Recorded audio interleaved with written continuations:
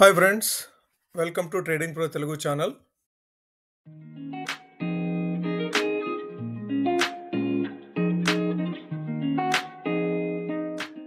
Good evening friends. మన మార్కెట్లో close అయిన తర్వాత జరిగిన developments, US and global markets మూవ్మెంట్తో పాటుగా ఈరోజు మన మార్కెట్లో ఏం జరిగింది, రేపటి ట్రేడింగ్ కోసం ఏమేమి విషయాలు గమనించాలి అనే అంశాలతో పాటుగా నిఫ్టీ మరియు bank Nifty support and resistance లెవెల్స్ను మార్క్ చేసుకుంటూ ఈ వీడియోని క్లోజ్ చేద్దాం. S&P గ్లోబల్ రేటింగ్ సంస్థ నిన్న రిలీజ్ చేసిన రిపోర్ట్లో ట్రంప్ ఏదైతే టారిఫ్స్ విధిస్తూ ఉన్నాడో ఇండియా మీద, దాని మూలంగా మన ఇండియాకి వచ్చే ఇంపాక్ట్ అనేది చాలా తక్కువ ఉంటుంది. అంటే దాని అర్థం ఏంటంటే, టారిఫ్స్ మూలంగా మనం భయపడుతూ వస్తుంది ఏంటంటే మన ట్రేడ్ అనేది దెబ్బతింటుంది. దాంతో మన కంపెనీస్ యొక్క పర్ఫార్మెన్స్ కానీ, మన ఇండియన్ ఎకానమీ కానీ కాస్త స్లో డౌన్ అవుతుంది అనే అంచనాలు ఈ మధ్య మనకి ఎక్కువగా వినిపిస్తూ ఉన్నాయి. కాకపోతే S&P ఈ గ్లోబల్ రేటింగ్ సంస్థ కొంత స్టడీ చేసిన తర్వాత వాళ్ళు వెలుబుచ్చిన అభిప్రాయం ఏంటంటే, దీని మూలంగా ట్రేడ్ టారిఫ్స్ మూలంగా ఇండియా జీడిపి గ్రోత్ మీద జస్ట్ 2% మాత్రమే దాని ఇంపాక్ట్ ఉంటుంది. ఇప్పటివరకు 6.4% నుంచి 6.5% జీడిపి గ్రోత్ ఉంటుందనుకున్న మన ఇండియన్ ఎకానమీకి సంబంధించి జస్ట్ 2% అంటే 6.2 నుంచి 6.3%, ఇంకా మోర్ దాన్ 6% అనేది గ్రోత్ ఉండే అవకాశం ఉంది అని చెప్పేసి వాళ్ళ అభిప్రాయం వెలిబుచ్చడం జరిగింది. దీంతో మన మార్కెట్స్లో కొంత ఉత్సాహం అనేది కాస్త పాజిటివ్గా ఉందని చెప్పుకోవచ్చు. అదొక్కటే కాదు, మనకి ట్రంప్ మేలు చేస్తున్నాడని చెప్పుకోవచ్చు. ట్రంప్ టారిఫ్స్ విధించడం స్టార్ట్ చేసిన తర్వాత మన నైబరింగ్ కంట్రీ అయిన చైనా తోటి మన ట్రేడ్ రిలేషన్స్ కాస్త మెరుగుపడటం చూస్తూ ఉన్నాం మనం. సో ట్రేడ్ డిస్కషన్స్, చైనా తోటి ట్రేడ్ డిస్కషన్స్ అనేది ఇనిషియేట్ చేయడం జరుగుతుంది. దాంతోపాటుగా ఎన్నో రోజుల నుంచి చైనాకను ఇండియాకి మధ్యలో ఉన్న కొన్ని బైలేటరల్ ఇష్యూస్ అనేవి కాస్త రిజాల్వ్ అవ్వడం చూస్తూ ఉన్నాము. దీంతో మనం ట్రేడ్ కనుక చైనా తోటి స్టార్ట్ చేస్తే మన గ్రోత్ అనేది ఇంకా ఫాస్ట్గా ఉంటుంది. సో వాళ్ళు కనుక మోకాలు అడ్డు పెట్టకుండా ఉంటే, చైనా మన గ్రోత్కు సంబంధించి మోకాలు అడ్డు పెట్టకుండా ఉంటే మన గ్రోత్ ఇంకా ఫాస్ట్గా ఉండే అవకాశం ఉంది. సో ఈ విధంగా మనకి ట్రంప్ మేలు చేస్తున్నాడని చెప్పుకోవచ్చు. మన ఎకానమీకి చాలా మేలు చేస్తున్నాడని చెప్పుకోవచ్చు ట్రంప్ అమెరికాకి మంచి చేస్తున్నాడు అనుకుంటున్నాను కానీ ఈ బ్రిక్స్ కంట్రీస్, అంటే అమెరికా తర్వాత ఏదైతే స్ట్రాంగ్ ఎకానమీస్ ఉన్నాయో ఈ బ్రిక్స్ కంట్రీస్ కాస్త ఏకమవుతున్నట్టుగా కనిపిస్తూ ఉంది. సో దీంతో డాలర్ ఇండెక్స్ అనేది కాస్త డౌన్ అవుతూ వస్తుంది. మీరు గమనిస్తే కనుక 5-6 మంత్స్ బ్యాక్ అది 110, 109 రేంజ్లో ఉన్న డాలర్ ఇండెక్స్ ఇప్పుడు 98, 97.5 రేంజ్కి వచ్చింది. అది కనుక 90 రేంజ్ కనుక వస్తే ఆటోమేటిక్గా డాలర్ వాల్యూ అనేది ఇంకా వీక్ అవుతుంది. మన బ్రిక్స్ కరెన్సీ అనేది స్ట్రాంగ్ అవుతాయి అన్నమాట. దీంతో అమెరికా ఎకానమీ మీద కాస్త ఇంపాక్ట్ ఉండే అవకాశం ఉంది. స్లో డౌన్ అనేది మిగిలిన కంట్రీస్ కంటే కూడాను అమెరికాలో స్లో డౌన్ అనేది ఎక్కువగా కనిపించే అవకాశం మాత్రం ఎక్కువగా మనకి అర్థమవుతా ఉంది. ఈ చైనా ఇండియా బైలేటరల్ డిస్కషన్స్ కనుక కంటిన్యూ అయితే మన కంపెనీస్కి, మనకి చాలా కంపెనీస్కి చైనా నుంచి కాస్త ఎసెన్షియల్ గూడ్స్ అనేవి ఇన్పుట్గా ఉంటాయి అన్నమాట. అది కనుక చైనా నుంచి మనకి ఫ్రీ ఇంపోర్ట్స్ కనుక వస్తే మన ఎకానమీ కూడా ఇంప్రూవ్ అవుతుంది. అట్లానే మన కంపెనీస్ కూడాను ఆ రా మెటీరియల్ని యూజ్ చేసుకొని మన కంపెనీస్ కూడాను గ్రో అవ్వడానికి అవకాశం ఉంటుంది. సో ఈ మ్యూచువల్ అండర్స్టాండింగ్ కాస్త ప్రాపర్గా బిల్డ్ అయ్యి కనుక మన ఎకానమీ బూస్ట్ అయితే మన కంపెనీస్ పర్ఫార్మెన్స్ కూడాను కాస్త ఇంప్రూవ్ అయ్యి మనకి మార్కెట్లో కూడాను కాస్త ఆ పాజిటివ్ అనేది వెల్లివిరిసే అవకాశం ఉంది. మీకు అందరికీ తెలిసినట్లుగానే Russia president Vladimir Putin American president ట్రంప్ని మీట్ అవ్వబోతున్నాడు ఈ ఫ్రైడే, అంటే టుమారో 15th ఆగస్టు వాళ్ళిద్దరు మీట్ అవ్వబోతున్నారు. వాళ్ళ మెయిన్ ఎజెండా ఏంటంటే ఈ పీస్కి సంబంధించిన డిస్కషన్సే ఎక్కువ ఉండే అవకాశం ఉంది. సో ట్రంప్ ప్రపోజ్ చేస్తున్నది ఏంటంటే వార్ని క్లోజ్ చేయాలి. ఉక్రెయిన్తో వార్ ఏదైతే వీళ్ళు స్టార్ట్ చేశారో ఆల్మోస్ట్ 2022 ఫిబ్రవరిలో స్టార్ట్ చేశారో దాన్ని ఎండ్ చేయాలి అనేది పుతిన్కి అల్టిమేటంగా ట్రంప్ చెప్తూ ఉన్నాడు. సో ఒకవేళ అది కనుక అగ్రి అవ్వకపోతే సివియర్ కాన్సిక్వెన్సెస్, రష్యా మీద సివియర్ కాన్సిక్వెన్సెస్ ఉంటుంది. Putin has to face severe consequences అనేది థ్రెటన్ చేస్తూ ఉన్నాడు ట్రంప్. ఇది ఎంతవరకు ఫలప్రదం అవుతుంది, వీళ్ళు ఏ విధంగా డిస్కషన్స్ క్లోజ్ చేస్తారు, దాన్ని బట్టి మన మార్కెట్స్ ఓపెన్, రేపు ఎట్లాగూ మన మార్కెట్స్ క్లోజ్ ఉంటుంది ఫ్రైడే, మండే మన మార్కెట్స్ ఓపెన్ అవడానికి ఇది కూడా వన్ ఆఫ్ ద, ఒకవేళ పాజిటివ్గా కనుక ఈ డిస్కషన్స్ జరిగి పుతిన్ కనుక అగ్రి అయితే మన మార్కెట్స్‌కి అది పాజిటివ్‌గా అంటే not only our markets, rest of the world markets కూడాను అది పాజిటివ్‌గా ఉండే అవకాశం ఉంది. ఒకవేళ అగ్రీ అవ్వకుండా పోస్ట్‌పోన్ చేస్తూ ఇంకా నాన్చుడు ధోరణి గనక ప్రదర్శిస్తే పుతిను, అది కాస్త మరి నెగెటివ్‌గా ఉండకపోవచ్చు. ఎందుకంటే ఆల్రెడీ వార్ స్టార్ట్ అయిపోయింది. వార్‌లో ఉన్నారు వాళ్ళు. సో, ఇప్పుడైతే ఇమ్మీడియేట్‌గా అది నెగెటివ్‌గా మార్కెట్‌లకు టర్న్ అవ్వకపోవచ్చు గానీ, బట్ అది కాస్త సైడ్ వేస్‌గా ఉండే అవకాశం ఉంది మార్కెట్ మండే మార్నింగ్ మాత్రం. ఒకవేళ పాజిటివ్‌గా ఉంటే అది పాజిటివ్ ట్రిగ్గర్స్ అనేది మన మార్కెట్‌లో గూడా చూస్తాం మనం మండే. ఓకే. ఇక గత రాత్రి మార్కెట్‌ల విషయానికొస్తే Dow Jones US major market వచ్చేసి 463 పాయింట్లు. అంటే 1.04% పాజిటివ్‌గా క్లోజ్ అయింది. అయితే నాస్డాక్ మాత్రము జస్ట్ 31%, 31 పాయింట్స్ మాత్రమే. సో, నాస్డాక్ అంటే ఇది టెక్నికల్ ఇండెక్స్. టెక్నికల్ స్టాక్స్ మాత్రము దీంట్లో ట్రేడ్ అవుతాయి. సో, ఇది 0.14% మాత్రమే పాజిటివ్‌గా క్లోజ్ అయింది. ఓకే. సో, అట్లానే డాక్స్, డాక్స్ అంటే జర్మన్ ఇండెక్స్. జర్మన్ ఇండెక్స్ వచ్చేసి 158 పాయింట్లు పాజిటివ్‌గా ట్రేడ్ అవుతూ ఉంది ఇప్పుడు. అదే ఎఫ్‌టిఎస్‌సి ఇప్పుడు ఆల్రెడీ మార్కెట్ ఓపెన్ అయింది. బ్రిటిష్ ఆహ్, ఇండిసెస్ ఇది 4 పాయింట్స్ పాజిటివ్‌గా నడుస్తా ఉంది ఇప్పుడు. అయితే మన మార్కెట్స్ మాత్రం ఈరోజు ఫ్లాట్‌గా క్లోజ్ అయినాయి. మన మార్కెట్స్ విషయానికొస్తే చాలా ఫ్లాట్‌గా. సో, జస్ట్ 11 పాయింట్స్ పాజిటివ్‌గానే క్లోజ్ అయినాయి. నిఫ్టీ 50 వచ్చేసేసి జస్ట్ 11.95 పాయింట్స్ మాత్రమే పాజిటివ్‌గా క్లోజ్ అయింది. ఓకే. మనం రోజుట్లాగానే నిఫ్టీ, బ్యాంక్ నిఫ్టీ సో, ఏ విధంగా ట్రేడ్ అయింది ఈరోజు ట్రేడింగ్ సెషన్‌లో, అట్లానే రేపటికి ఏ విధమైన లెవెల్స్ మనం అబ్జర్వ్ చేయాలో చార్ట్ చూస్తూ ఐడెంటిఫై చేసే ప్రయత్నం చేద్దాము.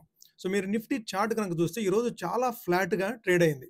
సో, జస్ట్ 40, 50 పాయింట్స్ రేంజ్‌లోనే ఈరోజు మొత్తము ట్రేడ్ అవుతూ వచ్చింది.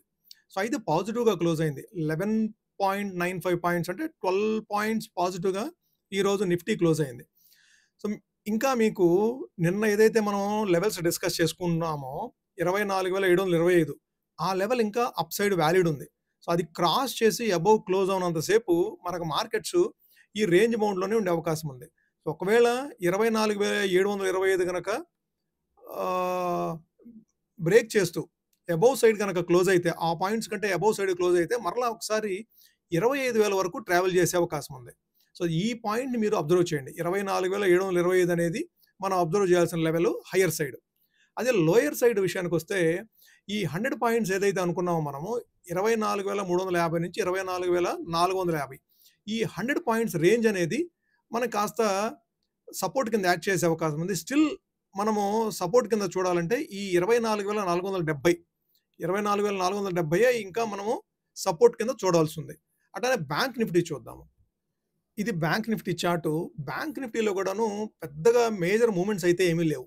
సో, ఈరోజు స్ట్రాంగ్ పాజిటివ్ క్యాండిల్ అయితే వచ్చింది. సో, లో వచ్చేసేసి 55,074 హై 55,472 క్లోజింగు 55,342 అప్రాక్సిమేట్‌గా కాస్త హైయర్ సైడ్‌లోనే క్లోజ్ అయిందని చెప్పుకోవచ్చు. సో, ఈ పాజిటివ్ క్యాండిల్‌కి హైయర్ సైడే క్లోజ్ అయిందని చెప్పుకోవచ్చు.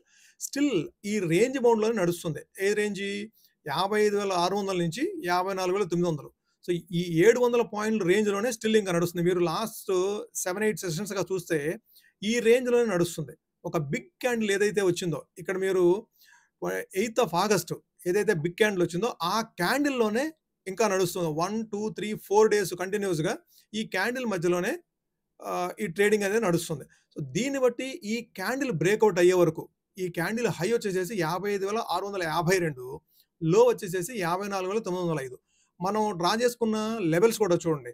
55,625 అట్లానే 54,900 సో, ఈ రేంజ్ బ్రేక్‌ఔట్ అయ్యే వరకు కూడాను మార్కెట్ ఈ రేంజ్‌లోనే ఈ హైయరు, లోయరు బ్రేక్ అవ్వనంత కాలము ఈ రేంజ్‌లోనే ఎక్కువగా ట్రేడ్ అయ్యే అవకాశం ఉంది. ఓకే. ఇది నిఫ్టీ, బ్యాంక్ నిఫ్టీ లెవెల్స్‌కి సంబంధించి. ఈరోజు మనం డిస్కస్ చేసుకోబోయే స్టాక్ ఆస్ట్రాల్ లిమిటెడ్. ఈ ఆస్ట్రాల్ లిమిటెడ్ అనేది ఇక్కడ మనం ఇంతకుముందు డిస్కస్ చేసుకున్నప్పుడు అది సుమారుగా 1350, 1360 లెవెల్స్‌లో ఉంది. అక్కడి నుంచి ఆల్మోస్ట్ 1570, 1580 లెవెల్స్‌కి ట్రావెల్ చేస్తూ మరలా ఒకసారి రీట్రేస్ అవుతుంది. మనం ఇక్కడ ఏదైతే రేంజ్ డిస్కస్ చేసుకున్నామో, ఈ 1240 నుంచి 1430 ఈ రేంజ్‌లో ఎక్కువ కన్సాలిడేషన్ అవుతూ అక్కడి నుంచి బ్రేక్‌ఔట్ ఇచ్చింది. లాస్ట్ 22nd మే వచ్చేసేసి బ్రేక్అవుట్ ఇచ్చి అప్ సైడ్ మూవ్ అయితే అక్కడ నిలబడలేక మరలా ఒకసారి మీరు ఇక్కడ చూసారా ఎక్కువ కన్సల్టేషన్ మరలా ఎక్కడ ఉంది 1430 దగ్గర మరలా రెసిస్టెన్స్ ఫేస్ చేసింది. మల్టిపుల్ డేస్ రెసిస్టెన్స్ ఫేస్ చేసి డ్రాప్ అయింది. మరలా ఒకసారి సెల్ ఆఫ్‌కి గురైంది. సో ఇప్పుడు లోయర్ రేంజ్ దగ్గర ఇక్కడ ఏదైతే మనం కన్సల్టేషన్ ఫేజ్ అనుకున్నామో ఆ ఫేజ్‌కి లోయర్ రేంజ్ అంటే 1240 లెవెల్స్‌కి ఇప్పుడు ప్రస్తుతం వచ్చేసేసి 1280 లెవెల్స్‌లో ఉంది. ఇదేదన్నా ఒకసారి 1250 గాని, 1240 గాని ఈ లెవెల్స్‌కి డ్రాప్ అయితే మనము ఎక్కువ క్వాంటిటీస్‌ని యాడ్ చేసుకోవచ్చు. సో ఇది లాంగ్ టర్మ్ బెట్. ఇది కంప్లీట్‌గా మీకు ఒకసారి గనక ఇండియన్ ఎకానమీలో గనక రివైజ్ అయితే మరలా ఇదొకసారి లైమ్‌లైట్‌లోకి వచ్చి బూమ్‌లోకి వస్తుంది. సో మీరు ఓవరాల్‌గా దీని ప్రాస్పెక్ట్స్ చూస్తే సో ఇది ఇంతకుముందు ఆల్మోస్ట్ 1800, 1900 రేంజ్‌లో ఉండే స్టాక్. ఓకే. సో ఇప్పుడు కన్సాలిడేట్ ఉంది. లోయర్ లెవెల్స్ దగ్గర కన్సాలిడేషన్ అవుతూ ఉంది. సో దీని ఫండమెంటల్స్ చాలా స్ట్రాంగ్‌గా ఉన్నాయి. సో మీరు ఇది మీ రాడార్‌లో యాడ్ చేసుకొని ఈ 1240, 1250 రేంజ్‌కి వచ్చినప్పుడు మీరు అక్యుములేట్ చేసుకోవడం స్టార్ట్ చేసుకోవచ్చు. ఇది అగైన్ మరలా చెప్తున్నాను. ఇది లాంగ్ టర్మ్ బెట్. సో ఏదైనా కంపెనీని మనము అక్యుములేట్ చేసుకోవాలి అంటే మీరు 100 స్టాక్స్ మీరు కొనగలిగిన కెపాసిటీ ఉంటే మీరు ఫస్ట్ టైము 10 స్టాక్సే తీసుకోండి. అంటే 1/10 తీసుకోండి. 1/10 తీసుకుంటే మీ పోర్ట్‌ఫోలియోలోకి యాడ్ అవుతుంది. అప్పుడు మీరు కీన్‌గా అబ్జర్వ్ చేస్తారు. మీరు అసలు ఏమి అక్యుములేట్ చేసుకోలేదనుకోండి. ఒక స్టాక్‌ని మీరు కంటిన్యూయస్‌గా అబ్జర్వ్ చేస్తూ ఉన్నారు. మీరు అసలు అక్యుములేషనే స్టార్ట్ చేయలేదు. అది ఎప్పటికీ మీ ట్రాక్‌లోకి ఉండదు. మీ పోర్ట్‌ఫోలియోలో ఉన్న స్టాక్స్ మాత్రమే మీరు ఎక్కువగా కీన్‌గా అబ్జర్వ్ చేస్తారు. సో అట్లానే కొద్ది నంబర్ ఆఫ్ స్టాక్స్ మీరు యాడ్ చేసుకొని ఆ తర్వాత దాని లెవెల్స్‌ని అబ్జర్వ్ చేస్తూ ఎప్పుడు డిప్ వస్తుందో మీ పోర్ట్‌ఫోలియో ఉన్న స్టాక్స్‌లో ఎప్పుడు డిప్ వస్తుందో అప్పుడు ఆటిని యాడ్ చేసుకుంటూ మీ పోర్ట్‌ఫోలియోస్‌ని యావరేజ్ చేసుకోవడం అనేది ఇక్కడ ఇంపార్టెంట్ విషయం. లాంగ్ టర్మ్ ప్రాస్పెక్ట్స్ కావాలి అంటే ఫండమెంటల్లీ స్ట్రాంగ్ స్టాక్స్ మాత్రమే మనం పిక్ చేసుకోవాలి. సో ఏదో రూమర్స్ వచ్చినాయనో, న్యూస్ వచ్చిందనో, లేదంటే రికమెండేషన్స్ వచ్చినాయనో, ఆ ఛానెల్‌లో విన్నామనో, ఈ ఛానెల్‌లో విన్నామనో ఇట్లా ఎప్పుడు చేయొద్దు. మీరు ఆ స్టాక్ గురించి కీన్‌గా అబ్జర్వ్ చేయండి. మీరు ఆ స్టాక్ గురించి పూర్తిగా తెలుసుకోండి. ఈ లెవెల్స్ నేనైనా కూడాను మన వీడియోస్‌లో లెవెల్స్ మాత్రమే చెప్తూ ఉన్నాను. స్టాక్ డీటెయిల్స్ మాత్రము మీరు తెలుసుకోవాలి.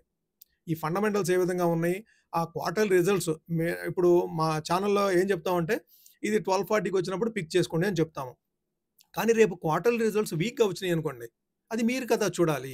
ఎవరైతే ఇన్వెస్ట్ చేశారో మీరు దాన్ని హోల్డ్ చేస్తున్నప్పుడు మీరు దాన్ని అబ్జర్వ్ చేయాలి. ఎందుకంటే ప్రతిరోజు మనం ఒక స్టాక్ గురించే డిస్కస్ చేసుకుంటాము. రిజల్ట్స్ ఒక సీజన్‌లో రిజల్ట్స్ స్టార్ట్ అయితే అన్ని కంపెనీస్ రిజల్ట్స్ పోస్ట్ చేస్తాయి. అన్ని కంపెనీస్ గురించి మనం రివ్యూ చేసి ఓకే. ఈ స్టాక్‌ని తీసేయొచ్చు, ఈ స్టాక్‌ని ఉంచుకోవచ్చు అని చెప్పే పోర్ట్‌ఫోలియో మేనేజ్‌మెంట్ అనేది మనం చేయం కాబట్టి మీరు ప్రతిరోజు ఆ స్టాక్ ఏ విధంగా మూవ్ అవుతుంది, వాటికి సంబంధించిన న్యూస్ ఏమున్నాయి, క్వార్టర్లీ రిజల్ట్స్ వచ్చినప్పుడు వాటి రిజల్ట్స్‌ని రివ్యూ చేసుకోవటం, దాని ప్రాస్పెక్ట్స్ ఏ విధంగా ఉన్నాయి, అది రెవెన్యూ జనరేట్ చేస్తుందా లేదా, ప్రాఫిట్స్ మేక్ చేస్తుందా లేదా, ఇవన్నీ రెగ్యులర్‌గా మీరే అబ్జర్వ్ చేసుకుంటూ ఆ స్టాక్‌ని ఉంచుకోవాలా, లేదంటే తెంచుకోవాలా. సో ఇది మీరే డిసైడ్ చేసుకోవచ్చు. Okay. So long term stocks ఎప్పుడు కూడాను ఫండమెంటల్లీ స్ట్రాంగ్ స్టాక్స్‌నే మీరు హోల్డ్ చేయాలి. షార్ట్ టర్మ్‌లో లేదా మిడ్ టర్మ్‌లో మీరు ప్రాఫిట్స్ కోసము ఏదైనా 1, 2 స్టాక్స్ ఉంచుకున్నా కూడాను లాంగ్ టర్మ్ స్టాక్సే మీ పోర్ట్‌ఫోలియోలో ఎక్కువ ఉండాలి. 80% స్టాక్స్ ఫండమెంటల్లీ స్ట్రాంగ్ స్టాక్స్ ఉండాలి. సో ఇది గుర్తుపెట్టుకోండి. 80% స్టాక్స్ ఫండమెంటల్లీ స్ట్రాంగ్ ఉండాలి. సో అది మీ పోర్ట్‌ఫోలియోని మీరు ఎప్పుడు బిల్డ్ చేసుకుంటూ ఉండాలి. ఓకే. సో ఇది ఫ్రెండ్స్ ఈరోజు వీడియో. రేపు సెలవు. రేపు మార్కెట్‌కి సెలవు. మరలా మండే ఒక మంచి వీడియోతోటి మరలా కలుద్దాం. Thank you friends. మీకు వీడియో నచ్చినట్టయితే లైక్ చేయండి. అట్లానే ఈ ఛానెల్‌ని మీరు ఇప్పటివరకు సబ్స్క్రైబ్ చేయకుండా చూస్తున్నట్లయితే ఈ ఛానెల్‌ని సబ్స్క్రైబ్ చేయండి ఫ్రెండ్స్. Thank you.